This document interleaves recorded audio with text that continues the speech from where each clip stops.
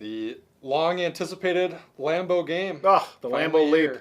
here. Will they be allowed to do the Lambeau Leap, either team? Well, I want to know what happens if the Lambeau Leap and the jump around happen at the same exact Oh, time. boy, that would be a lot of jumping around. A lot of leaping going on.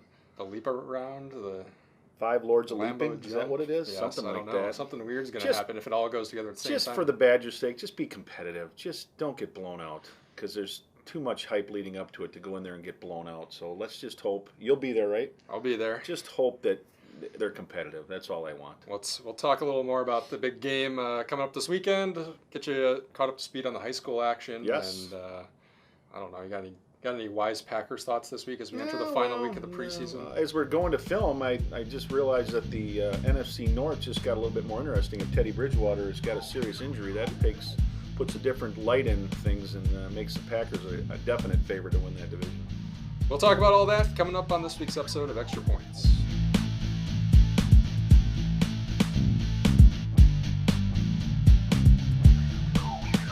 What's up, everybody? Welcome back. It's Extra Points. It's John Barry. It's Eric Schmolt. It's The dynamic everything duo. Sports around the state of Wisconsin. Everything. In the Everything. Rock and Walworth County areas Yes. in particular. And we get here every week. And we usually we've been starting with the high school football, but I think, with the start of the college season. I think we got to go with Bucky. Let's go with the Lambeau game. And all right. Like you kind of said in the intro, it's I'm considering this more of an event than a game because Right. we got Vegas. They say 10-point favorites for LSU, and that might be a little generous. It might be generous, but I guess first game, and you never know. But I've a couple of preseason shows that I've watched. A couple guys have picked LSU to win the whole thing. So the national championship. So they, I think on paper they figure they've got the most talent. They've got the most guys that are likely to play in the NFL. So a big test for the Badgers. I'm not expecting a win or a big upset, but like I said, I just hope they can keep it close. Obviously, a battle of some big-time running backs. Leonard Fournette going to be the one that everybody talks about. A guy who probably should be playing on Sundays this year, but they've got those goofy rules that don't allow him to go play yet, even though he's clearly ready. Yes. So he's back, and the Badgers' defense will have a big test. They will. And, the thing that I think people are forgetting about is Dave Aranda, who was Wisconsin's defensive coordinator the last few years, is now LSU's. And, he probably knows that Wisconsin offense pretty well and knows what they're going to be up against. Obviously, Paul Chryst has thrown some wrinkles in there, I would assume, to so they're not so vanilla. But, yeah, a big task for that Badger defense. And, Cicci and Vince Beagle and those guys are going to just have to be monsters and make tackles and hope that secondary can at least, be effective enough where Wisconsin's offense maybe can sustain some drives and keep it close. And we'll get to see Corey Clement kind of back in action. Yep. Last year was basically a busted season altogether. And off the field. Right. Yeah. You might as well just throw it out the window as far as I'm concerned. So they've got him and Dare Ogunbowale, so they've got some. And we know the starter now is going to be Bart Houston, which I don't think either one of us are surprised by that. I still think Alex Hornibrook's going to play. I don't think there's any question that he'll see some time. But Houston, with that senior experience and that, it'd be tough to throw a redshirt freshman into a game like that, especially to open the season against, which is a top 5 team coming into the year. So I'm not surprised that Paul Chryst went that route. But I don't know how long of a leash Bart Houston's going to have. If things get out of hand, you'll see Hornibrook in there, I think. You think we'll see him this week even? Or I think so. Is there a chance they have a couple, drives or something? That's what I'm. Maybe end of the first half they let him come in there because he does bring a different wrinkle because he's much more athletic and much more mobile and he's left-handed and a lot of times left-handers. Defenses don't pick that up right away because it's obviously you're throwing in a different side and you're throwing in a different motion and things are just different overall with a left-hander. So it'll be interesting to see. I think he throws a better deep ball. I think he's got a better arm and he runs better. But I just think Houston right now, Paul Chryst feels like he's going to be a better game manager, and that's what you're going to have. Well, and that's what it's been for Wisconsin for plenty of years anyway. Outside of maybe Russell Wilson, when was the last time you said, the quarterback's really ever going to be a game changer in Wisconsin? And we can go right down the line with Stabby and Sorgi and Bollinger and all those guys. And, you're exactly right. Mike Samuel, they were all guys that just managed games and didn't put their team in a position to hurt them at all. To me, it's more interesting just to see what it's going to be like to see a college game at Lambeau. It's going to be different. It's going to be crazy. Different experience. I think plenty of Louisiana folks coming up. Yep. Should be just. I just want to see what in the world it's like. Or I haven't been to too many Packers games Well, up there, but it'll how be is it fun going to compare teach those that people from atmosphere? Baton Rouge how you really tailgate, That's how it's right. really done up here, and it'll be nice to see that. So, yeah, I'm looking forward to it. I'm going to go with 27-17 LSU. You're going right on the line. Right on the line. Push. Yep, a push, yes. I think it could be a little worse than that, but Okay. as long as everybody has a little fun, a little That's all that tailgating, matters. and Yep. everything, a little jump around at Lambeau, maybe see a Corey Clement leap into a Lambeau Yep. leap or something. Let's see. Should be some fun. I think it's going to be a lot of fun, yeah. College game day will be there, and the atmosphere is going to be pretty electric. So, for those of you going up there, enjoy it. And for those of us that got to watch it on TV, wishing we were there, like I say, let's just hope the Badgers can put up a good show. Obviously, this is the start of the Badgers' crazy, difficult schedule. I guess let's just kind of get out there what we think for the season. Oh, man. I mean, is there... Somebody asked me about that. When you start the season, the Big Ten season, at Michigan State, at Michigan, bye week, home against Ohio State, I mean, they could be 0-3 in the Big Ten. I mean, easily. But if you can steal a win in the Michigan, whether it's Michigan State or Michigan, then things are different. But you know what? I'm going to go. I still think they make a bowl. 6 and what? 6 and 6. 6 and 6, 7 and 5, 7 and 5 maybe.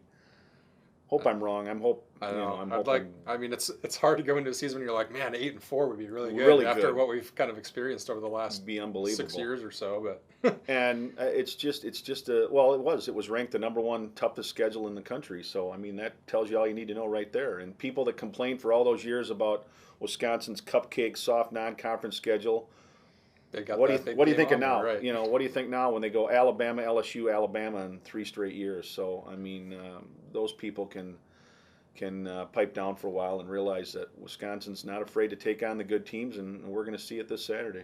I mean, I guess if you survive that, you should be ready for the Big Ten Yeah, West. you should be, because they're going to eat up on the other teams that they do play, the non-conference, Akron and Georgia State or whoever the heck it is. I mean, they'll be 3-1 after. If they lose to LSU, they'll win their next 3, and then it's the Big Ten. I mean, I think that West is kind of wide open. So, yeah, I mean, I agree. Nebraska, they still Iowa, could. They might go 7-5 or 8-4, and they could still find themselves in the Big Ten championship. They could game. very easily, and then boy, would that be something, because I don't think I think the other side is stronger with Ohio State, Michigan State, but I think those teams are going to beat each other up too, and I don't think you're going to see anybody come through unscathed. And like you said, you get in that one game, you just never know. Should mention too around here, the Whitewater Warhawks. They start their season Saturday afternoon against the College of New Jersey. Yes. That could be ugly. That could be real ugly. I think it's Youth Day or something like that, and the youth are going to get to see a lot of points put up by the purple. And it's not Whitewater's fault. The teams don't want to play them, and that's just as simple as that. So, well, and their other 2 non-conference games this year are decent tests. Okay, they get yeah. Belhaven, and then they get an NAIA team that gave them all they can handle last year. Yeah. So, but like I say, you gotta fill your schedule, and this was a chance for the Whitewater to get at least a game in. And well, they went out there a couple of years ago, right? And it was a like long I say, trip. College of New Jersey is not going to put up any fight, and it'll probably be 65-0, and they'll call off the dogs. But hey, it's a start to the season, and I think Whitewater are going to be back atop the WIC when it's all said and done. I mean, I think they could be back in the national championship game again. Yep, I agree. They've been there plenty over the last 10 to 15 years, and they've got a lot of guys coming back, including Janesville's own Paul Foster. One of the captains on the defense. He's a beast. He is a beast. Led the team in tackling a year ago, and now he moves to middle linebacker. So, and better get all conference honors this year, because for him to not get all conference honors last year was a joke. And I don't know who's voting, but when you got the leading tackler on that team and he doesn't get any recognition, it's ridiculous. Wasn't you voting? It was not me voting, no. He'd have been unanimous. It'd have been me voting. What, on the high school side of things, what are some of the games you're voting on this week in your football weekend? Well, obviously start with the local teams, Parker and Craig. Parker's certainly now in a must-win situation if they have any playoff aspirations, because at 0-2, they can't afford any. They got to win 5 of their next 7 to be playoff eligible. And with Madison East, no offense to Madison East, but Parker should put up 50 this week, and I think they will. I think I put the final score at 52 to something, and I think they'll score at will. And then after that they get Sun Prairie on the road. So Parker in must-win mode, and I think they will. Craig gets to the home opener.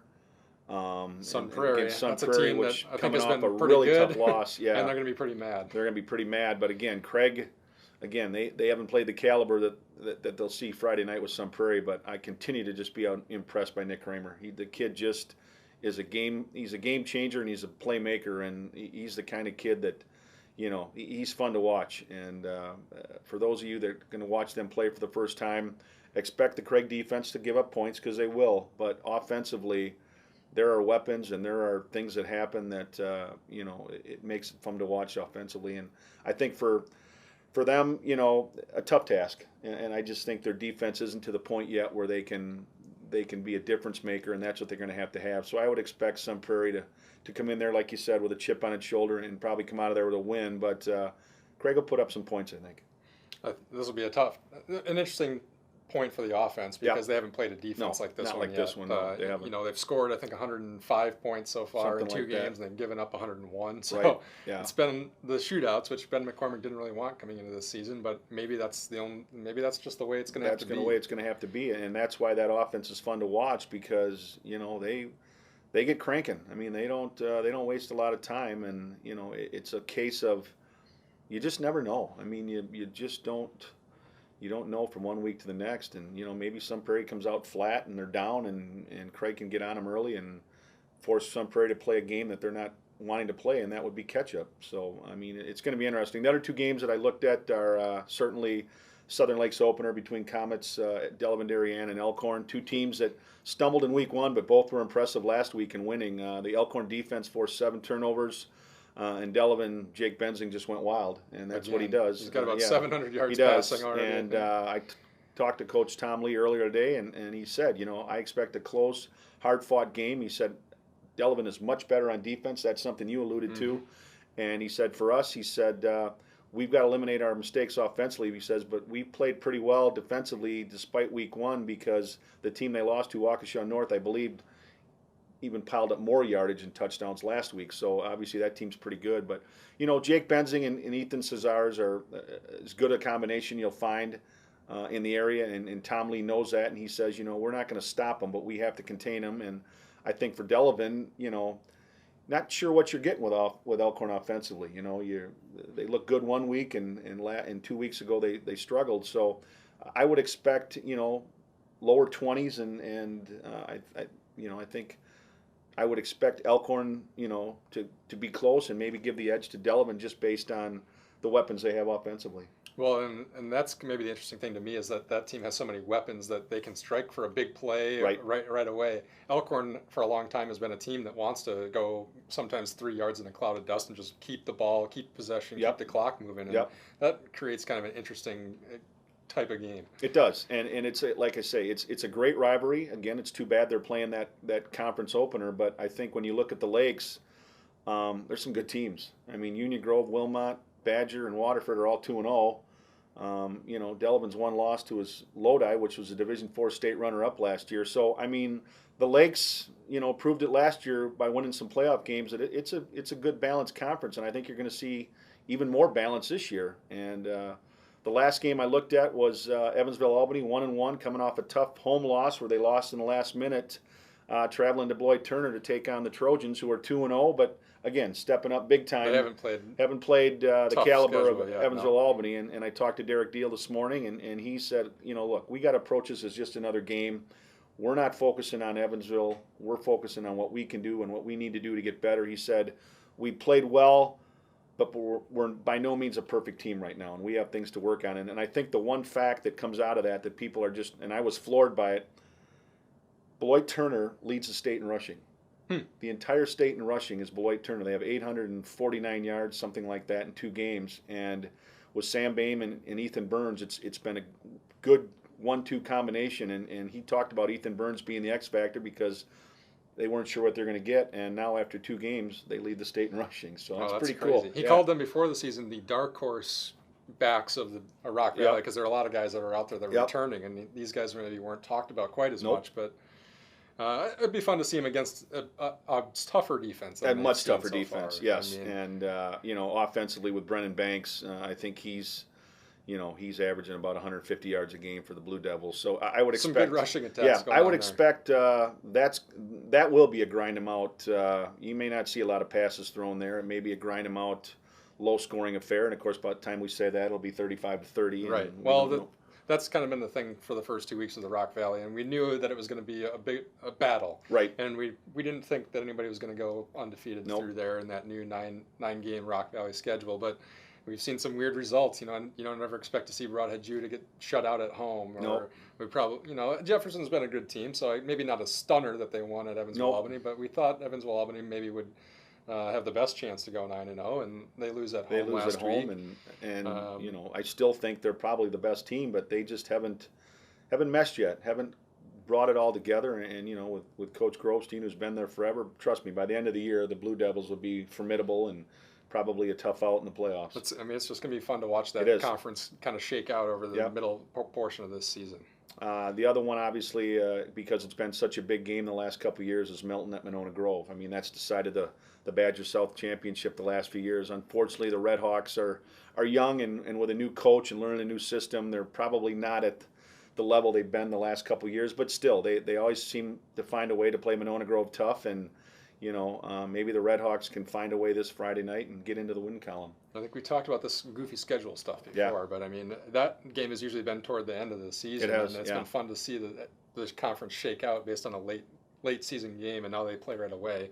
Obviously, you can't have it be that way every year, but it's more fun when it maybe comes down to one of the last couple of games of the season. And now we've got Elkhorn Delavan, and we've got Milton and Monona Grove. Some rivalries kicking off the season, the conference seasons here. And that's just the way it is. That's how it is with block scheduling, and At least it's not like the Big 8 where sometimes Parker and Craig play before the school year even starts. So at least school starts this week. Exactly. So you can hype it up a little bit. A little bit, right. So that's good. Anything else on your high school radar? We got some things underway last week. Yeah, we did. With the Labor Day holiday, things are You and I both slower, got a chance to see some good volleyball being played at Parker High School. Walworth Bigfoot has got a nice team, and come tournament time, if they drop down to Division III or whatever it might be, again, you're going to run into the private schools eventually. But, I mean, they got a nice team. Edgerton, Mike Schmidt, he's got a nice team assembled over there. And I think Janesville Craig, when they got everybody back and everybody's there, they got a chance to be a nice club as well. So, I mean, it's just fun to watch, and it's neat to see how that two-day tournament kind of showcases the city and those two high schools. And, I was surprised when I walked in the gym at 9 o'clock on Saturday morning at Craig that there were a lot of people there. Yeah. A lot of people there, and that's pretty cool.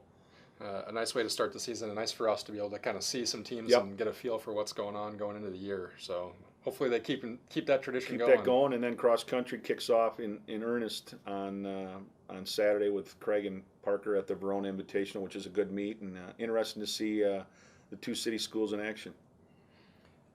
Anyway, you mentioned coming in Bridgewater injury. We'll have to wait. We obviously it was going down as we came in here. Right. So we don't know, but obviously if he's out for an extended period of time, that shakes up the NFC North because the Vikings.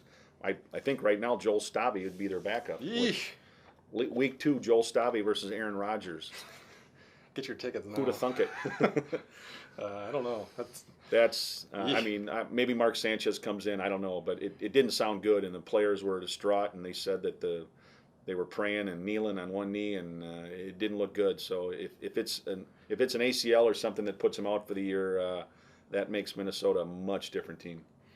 We can talk more Packers next week when they're ready for their season opener, and they're making some cuts even still today, so we'll know what the roster looks like a little bit more next week. And maybe just make some goofy NFL predictions next week, because we always like to do that. Because we did so well last year, and I had the Colts winning it all. How'd that work out? Always perfect when you can be completely wrong. Completely wrong, and I was. But that's the fun of it. It is. If you want to leave us a comment and let us know what predictions you'd like us to make about the NFL season, you can do that. Sure, why not? On YouTube or iTunes or GazetteExtra.com, or email us at sports@GazetteExtra.com, or find us on Twitter. And we'll be back here next week to break it all down for you. Thanks to Dave Vaughn and Angela Major for making the show possible, and Kevin McLeod for the tunes. And go Badgers. Go Bucky.